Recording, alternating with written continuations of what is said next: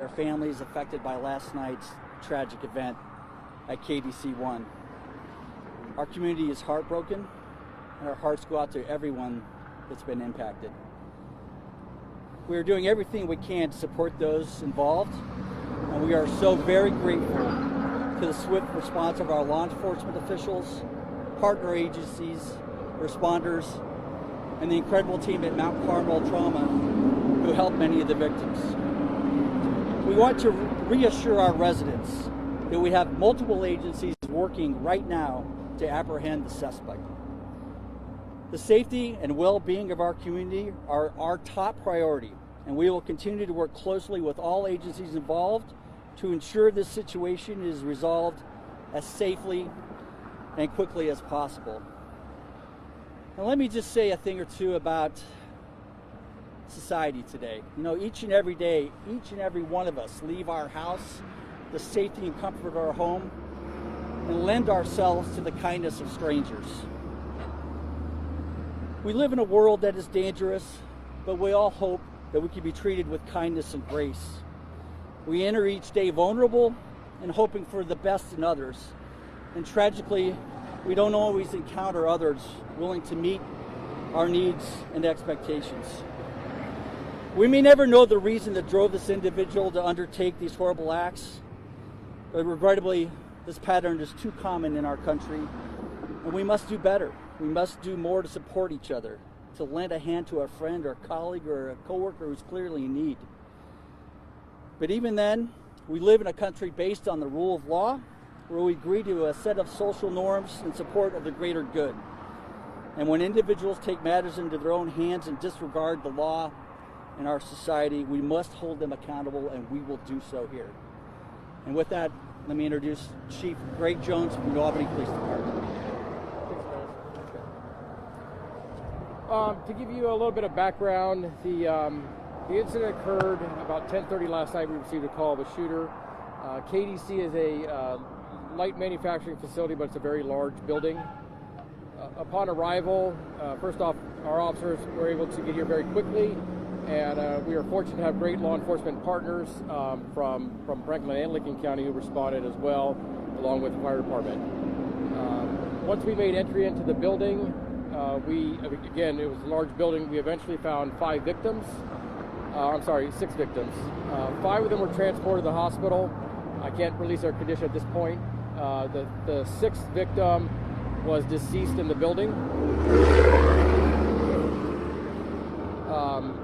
The suspect, we had learned, had left the building or left the area before our arrival, or left the immediate area before our arrival. We quickly evacuated approximately 150 other employees to a neighboring building. And then, again, with all of our local partners, not only other cities and counties, but our state partners and federal authorities immediately began to try to track the suspect down. We are doing so as we speak, and it's we hope to have news for you soon. Again, this is a tragedy that to be honest with you, I never thought we'd see in our community, and unfortunately, it's hit home. So we just want our community to know, and just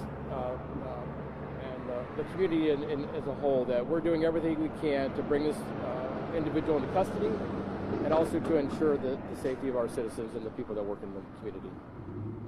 Chief, I know it's early. What are you able to say in terms of a motive here? Obviously, this is highly unusual in New Albany. A lot of concern about something like this happening. What do we know about what led this to occur? Yeah, that's we don't have a motive at this point. From everybody we interviewed, which was quite a few people, obviously, a facility this size, there's no reports of any type of confrontation or any type of dispute that would have brought this about.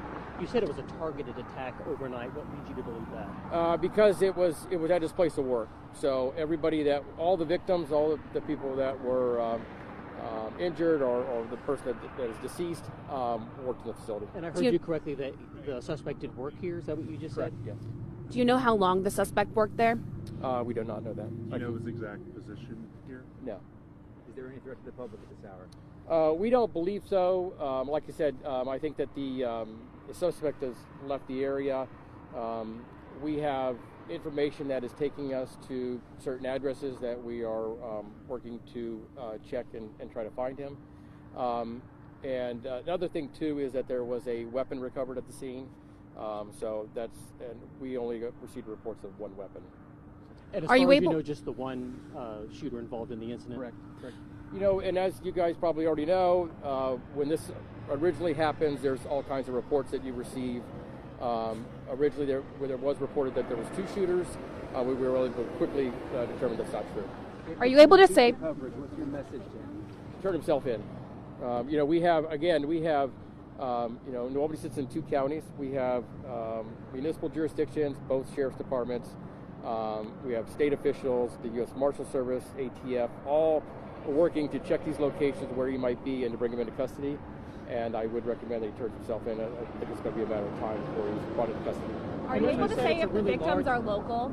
No, I'm not able to say that. I'm not sure their address. We interviewed and we also ID'd all the people that work in the building that we evacuated. I can tell you that the person that is deceased is not local to New Albany.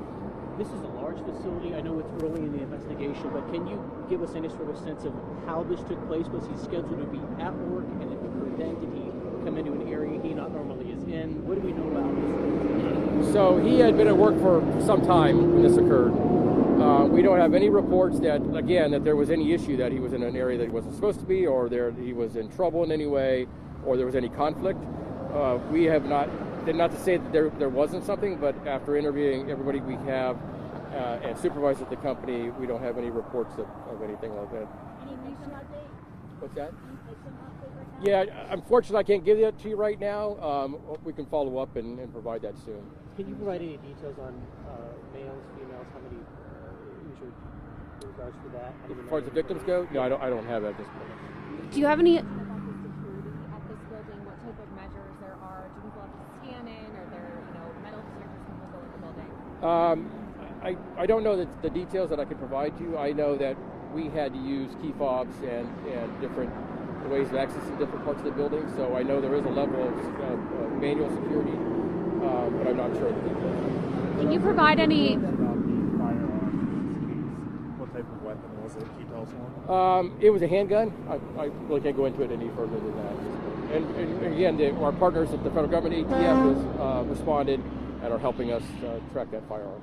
Can you provide any updates on the suspect search? I know there were several scenes earlier today. Can you talk about that any further? As far as the suspects look, yeah. So we,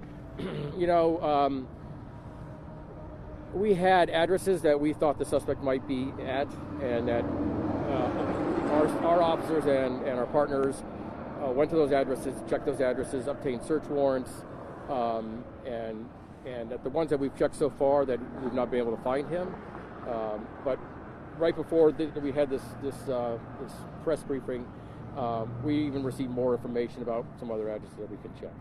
Was Have there you talked- witnesses that saw him leave, or camera footage that saw him leave? There's a lot of massive buildings here. Yeah, there is camera footage, and we know how he left the building.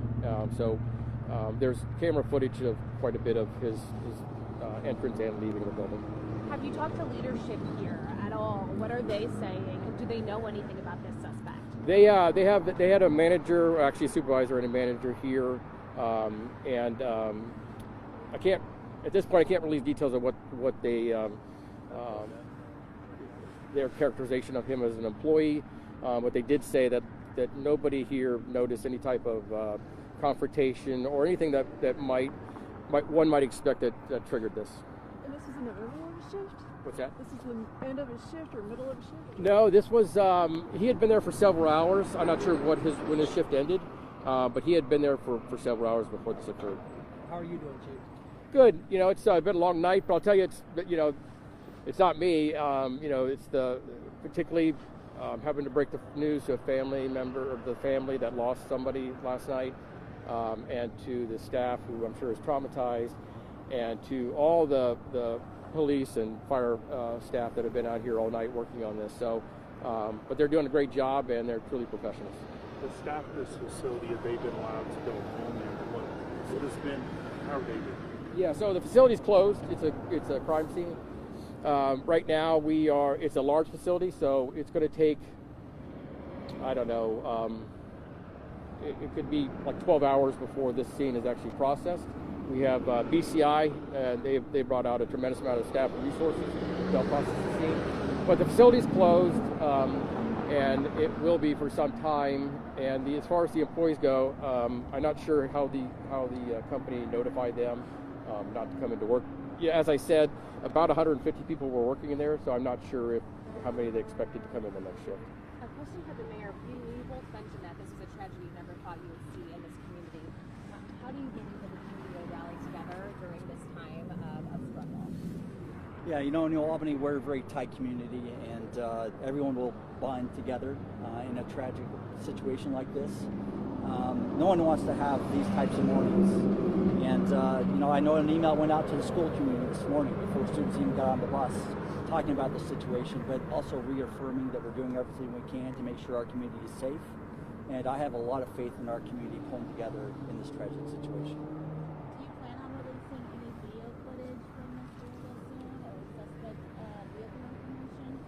So, the suspect didn't drive, so, and I really can't tell you his mode of transportation at this point. I can't release that yet, but there was not a suspect vehicle that we were looking for at the time. So we had a general description of a ride that he got, but the cameras, it wasn't of sufficient quality where we could get a plate, or if we can get things like a make and model off of. Any like clothes, anything that people would be able to identify him by this morning? No, I can. There probably is, and I'm sure that we released it to other law enforcement agencies. I don't have that with me at this point, but we can check. So do you think that somebody helped him get away? I don't know that anybody knowingly. I don't think at this point. Again, this is a fluid situation. We're only hours into this, so it's hard to say. A lot of this information, as you know, can change, but we don't have any reason to believe that anybody was an accomplice by helping him get here or escape.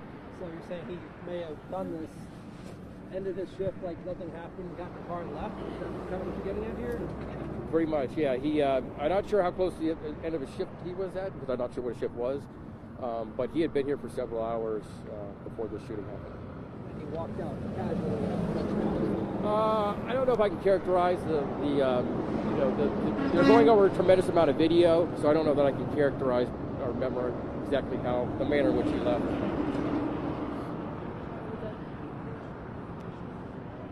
I'm sorry?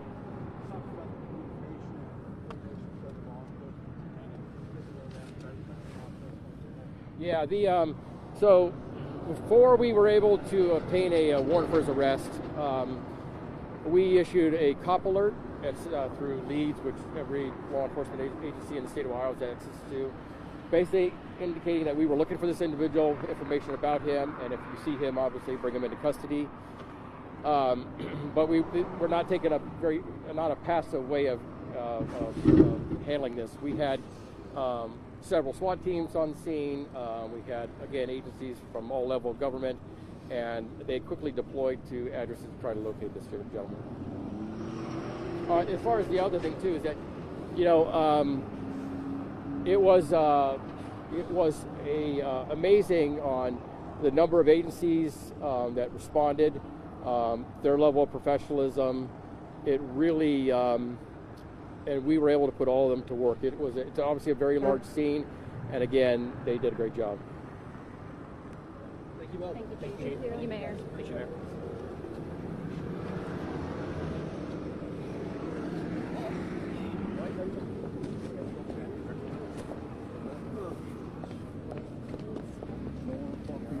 Sorry. No, you're fine.